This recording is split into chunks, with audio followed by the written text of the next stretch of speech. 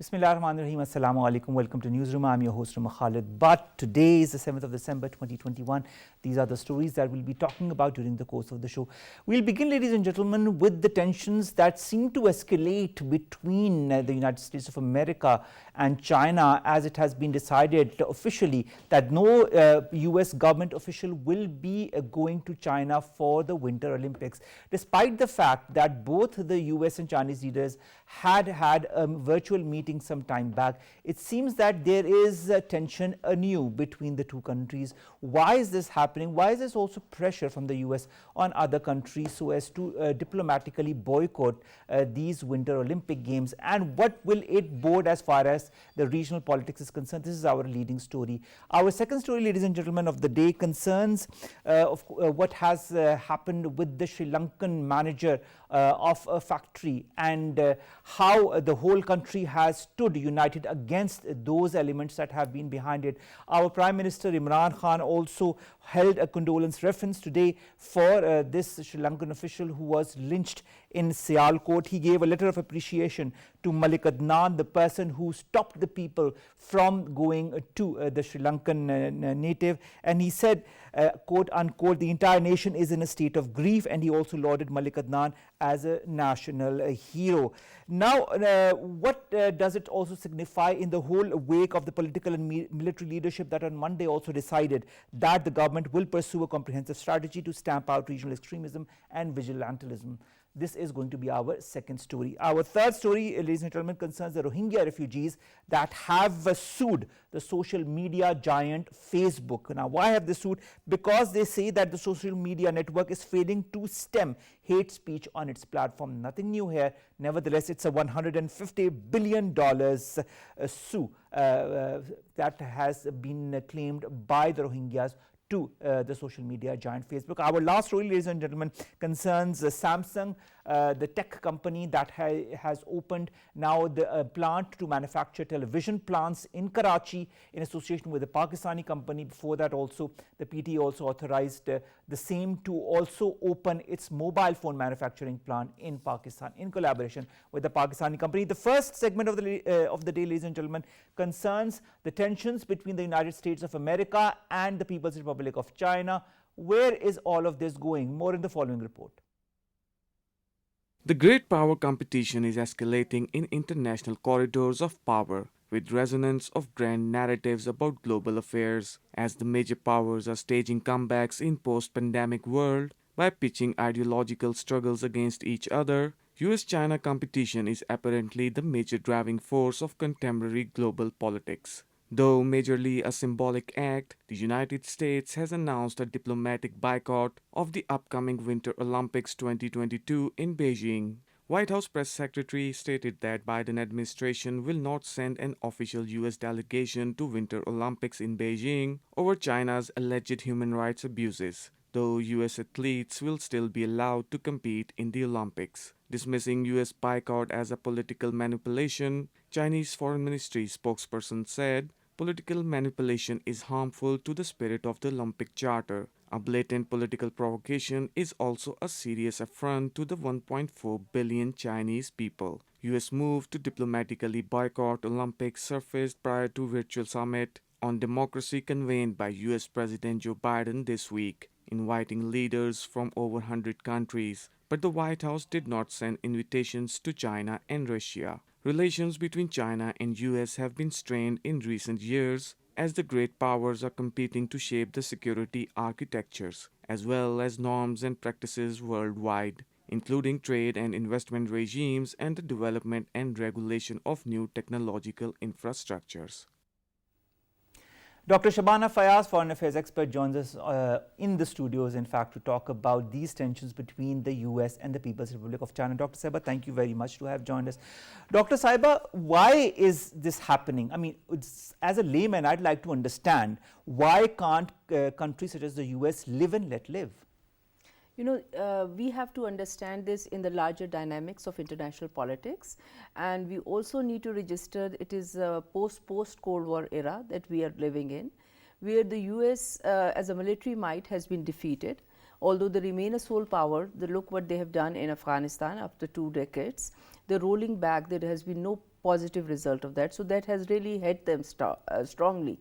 And the economic wise, they have also suffered, specifically during the pandemic era. Now, coming to the China, what this is happening is that despite having suffered pandemic, the economy initially hit is again growing back. So, the deficit is much low. So, and as compared to the other BRI projects and the Chinese diversification of their technology and the economic footprints around the world, this has really nerved the US. And so, the whole policy what we are seeing today is that there's always been with the United States, if you want to have a strained or you want to have a negative relations or you undermine the power of other states, you follow or you find the mistakes. So, this is what they are trying to use the human rights aspects in China and the other stockyards to stop the Olympic Games that are coming up.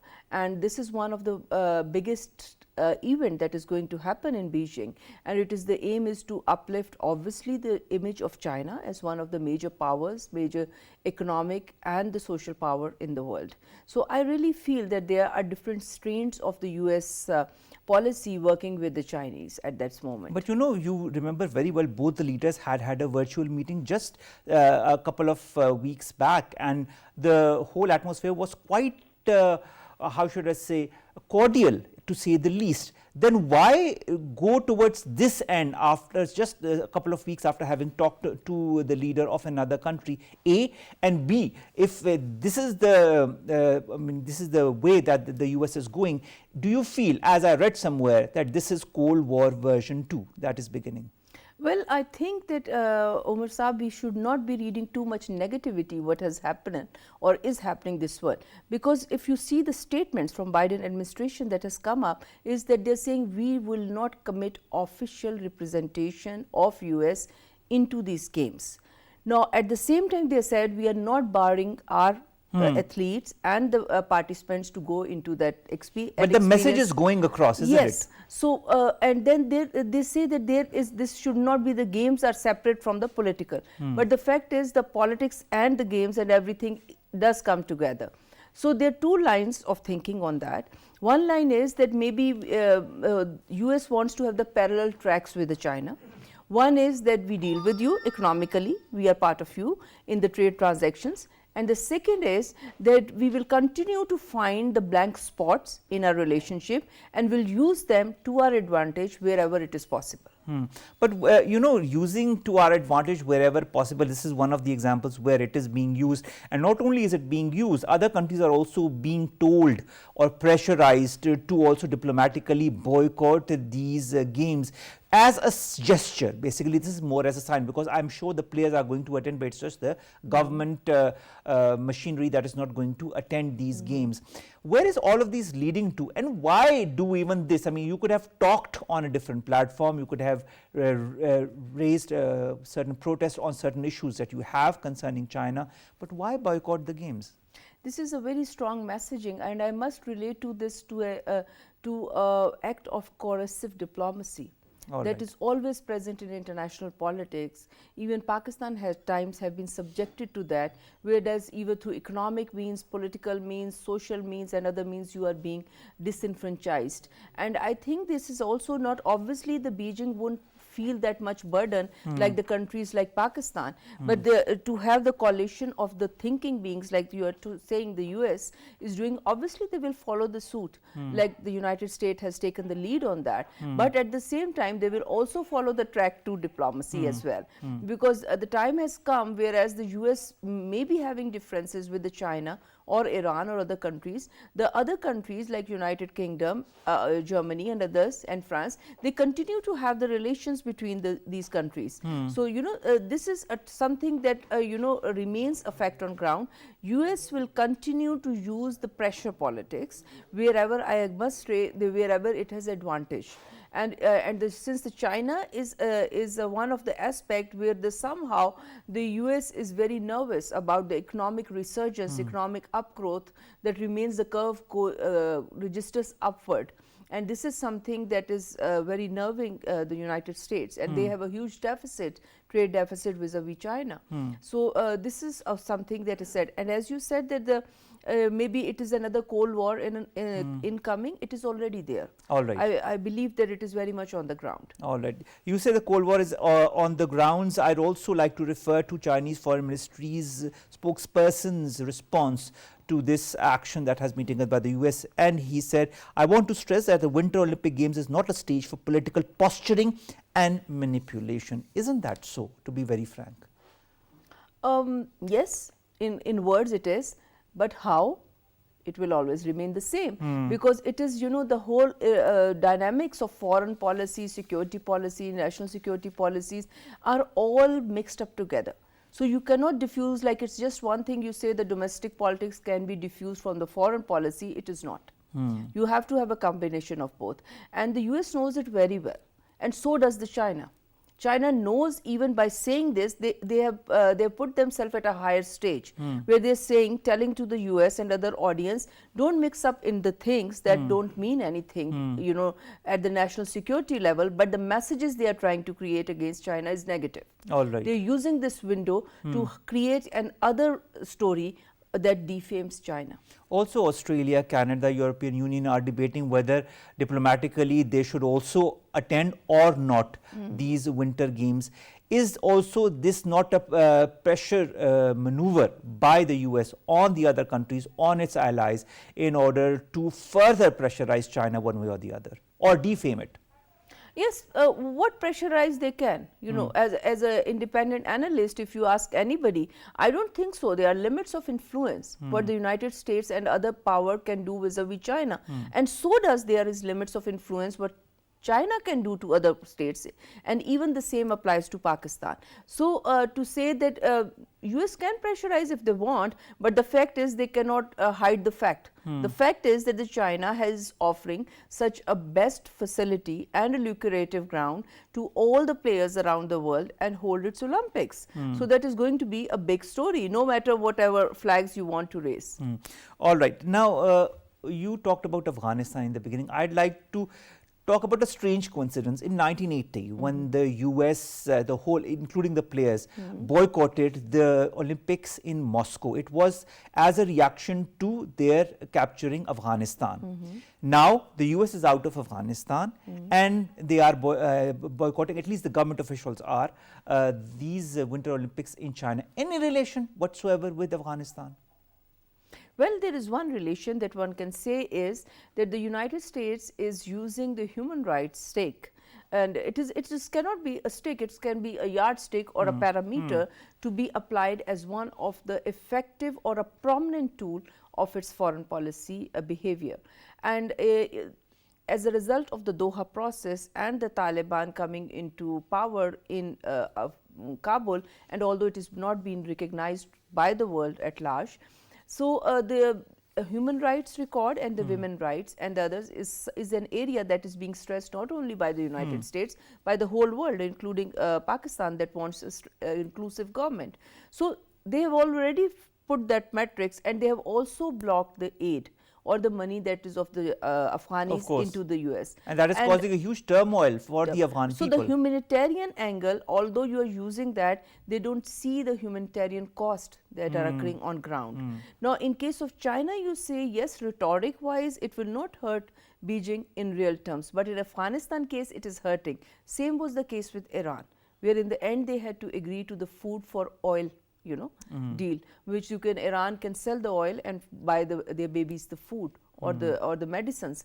So this is something, but I really think that this is something the Biden administration is fixing up, because there is a lot of pressure behind the Biden administration that has always been there in their campaign time, that you have to be very careful when you deal with the countries that have a mixed record on human rights. All right. Well, that also would have brought me to India, but that goes for another discussion altogether. Nevertheless, let's talk about internal politics in the US. Is it also to appease those politicians that have voted for, or who are part of the government of Joe Biden, so that he can tell, okay, whatever I had pledged during my election campaign, this is what I'm doing exactly? Definitely. definitely. The countries like United States and all the democracies, they have to be accountable to their electorate, although Trump was another exception. But in case of Biden and others, you know, they have to all the time, they have to be very careful of their electorate.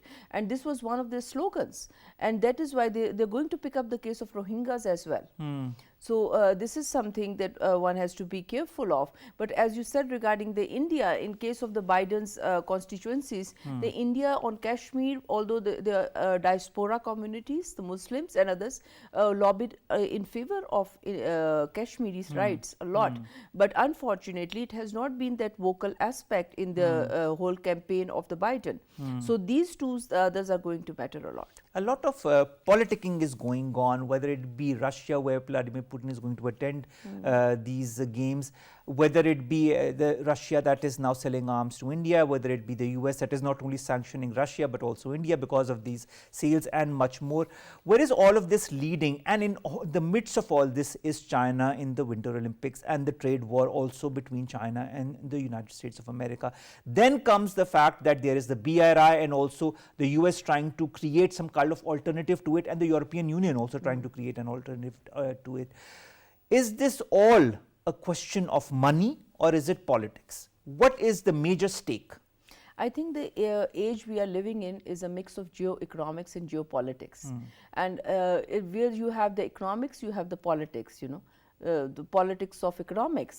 So it is both. And you know, of course, the BRI and OBOR is a living reality, and the way the Chinese projects are being registered by the world all around, going far to Africa and to Europe, where the train has already reached from China and others. So it is very nerving situation. The US has been giving up a lot of projects, you know, giving them, and the fact is that the willing partners are very less.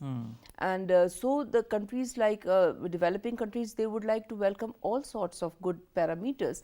But we are seeing is that in case of Chinese projects, they are more prospering. They have the economic prosperity of both sides. So this is something good about the Chinese project, and this is also something very is tensing the United States and others.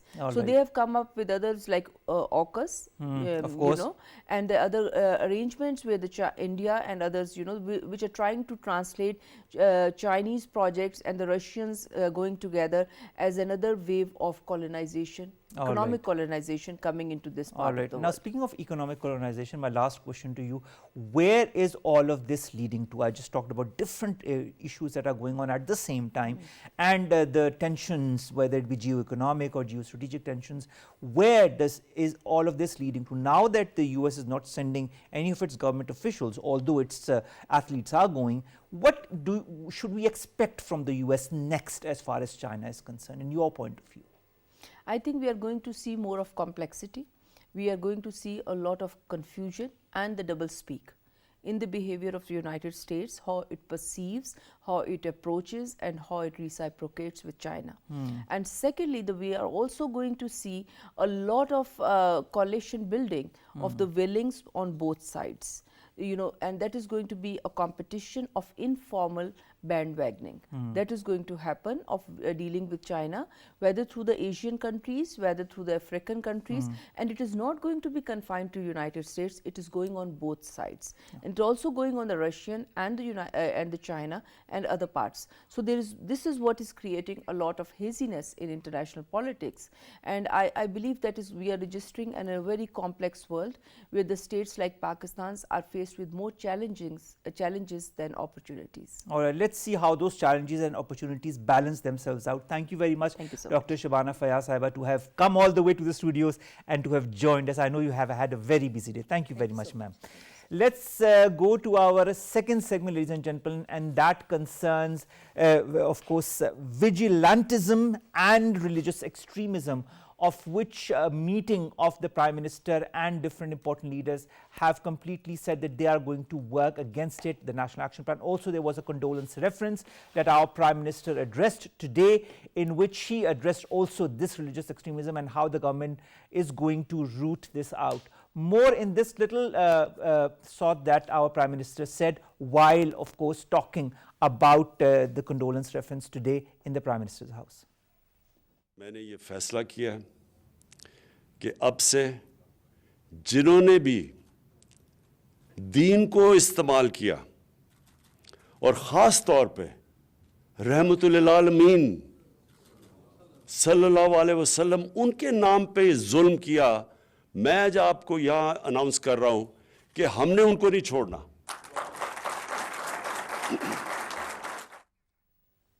Now, of course, our Prime Minister was addressing this condolence reference that was held today for the Sri Lankan manager of the company who was lynched in Sialkot. The whole country stands united as far as this heinous incident is concerned. Imran, Sandhu, religious scholar, joins us online. Sandhu Saab, thank you very much to have joined us. Sandhu Saab, what's your reaction on what happened in Sialkot? Why did this happen? Bismillah. I hope and okay.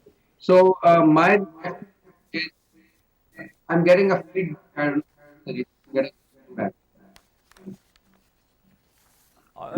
All right, Imran Saab, we cannot hear you properly. There's a lot of issues as far as your audio is concerned. Nevertheless, the Prime Minister held a condolence reference today for the Sri Lankan manager of a Pakistani company who was lynched in Sialkot, Priyantha Kumar, who was lynched to death by a mob in Sialkot last week. The Prime Minister had this to say. He not only gave a letter of appreciation to Malik Adnan, who of course stopped the people from getting to Mr. Kumar, but he also said the entire nation is in a state of grief. The Prime Minister also said that he lauds Malik Adnan as a national hero. The Prime Minister further added that the government will not spare those who use religion as a tool of violence, and he said the government will exercise zero tolerance against the religious extremists. He said humanity and justice are among the topmost values of the state of Medina. Imran, Sandhu Saab, can you hear us properly now? I'm trying to get hold of you on the telephone. All right. Can you hear me? Yes. Can you hear us properly? I can hear you. I don't know if you can hear me or not. Of course, we can hear you properly. We can hear you. There's no issue whatsoever from our side. Imran, Sandhu Saab, tell us. So first of all, yes. this is the problem is that we need to take measures and urgent measures on whatsoever has happened with regards to the remediation of what has happened with the Sri Lankan guest, and our condolences to the Sri Lankan nation and to the family. The second thing is the Prime Minister has very rightly reacted to what has happened, and there should be no allowance to people who use religion in the wrong context. I would say that people who use religion to do their extremism, they must be condemned and they must be taken to task. Who has a right to become a judge and a jury and a policeman and the government himself? There's no there's a law in the country, and the religion orders explicitly to Ya ayyuhalladhina amanu awfu bil uqud. We've got a constitution, we've got a law, so we should be abiding by the law. And all this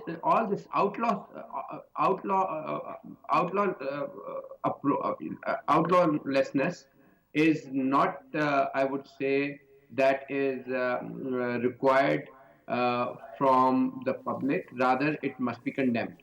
I would again reiterate that this is not the right approach with which this mob has taken on. They have no right whatsoever to even pull a hair off of a person who is a guest, let alone who is a guest. Nobody has right to take law in the hand. All right. Now, Imran Sindhu Sam, also there was a whole congregation of clerics from various schools of thought who also today unanimously condemned this brutal lynching and said it was un-Islamic and extrajudicial. They also called it inhumane. Now, how important is it also to make all the communities understand, by all of the religious scholars that have, of course, called it inhumane and un-Islamic, to also make them realize that gestures like this do not are not as per our religion or are not as per our values? That is correct. Islam is a religion of peace, and Islam in letter and in spirit means peace. How can Islam give a right to a mob to overrule the law of the land? Islam does not give a, rather, if it is even an explicit order in Islam that even if your the king or the leader of the land is not Islamic in his actions, even then you have to abide by the law of the land. So I think we should actually materialize this thing, and we should actually make laws in order to curb extremism. Extremism in societies can be deadly, and this is sheer extremism coming into play. And what is the cause of this extremism? We should rather, this is the effect that we see. The cause of this extremism is, I would say, jihalat, ignorance of what Islamic principles uphold. Islamic principle, Islam is a religion that gives power to a shura or majlis shura or a parliament. Islam says that you cannot make even laws without involvement of a parliament. You cannot make laws without repugnant to Quran and Sunnah. And Prophet himself was called to Medina to create a Riyasat Medina, because people in Medina before Prophet came to Medina, migrated to Medina, they had differences of opinion. So Prophet himself came and regulated Medina, so the difference of opinions among the tribes should go away. So Prophet himself practiced, a constitution himself. He created a constitution. He signed a constitution, the Treaty of Medina, as we know it as. And in the matter of 10 years, he created a state that was a legislative state that created laws that had confirmed rights, duties, and liabilities of the government, rights, duties, and liabilities of the head of state, and right, duties, and liabilities of the nation. So I think we should, I would say, uh, unless or until we legislate properly to make this state of Pakistan a proper state with Islamic laws implemented, this fitna, this fitna is not going to go away. All right. Now, you talked about policies. There is also the first national security policy that is in the works, that is going to be very soon finalized. There was a meeting that was held with the Prime Minister and the different important leaders from the country, from different sects, that also got together to talk about what happened to the Sri Lankan official. And then we've also the clerics and the different ulemas of the schools of thought that got together and condemned this heinous incident that happened in Sialkot. What is our responsibility as members of the society, as members of a nation, as citizens of a nation we call the Islamic Republic of Pakistan, as far as educating all of our children, all those who do not understand the true meaning of Islam? Excuse me. So there's a practice going on, and I'm part of the team that is creating the syllabus of syllabus, the one syllabus. The one syllabus, we call it as Yaksa Qaumi Nisab, single national curriculum. So the first and the most urgent step that should be taken is, again, instead of creating a disparity and a discriminatory syllabus, we should focus on, as it was before, like different syllabi were being taught to different factions of the society. That creates an imbalance in the society. So the imbalance in the society at the level of education should be taken into consideration.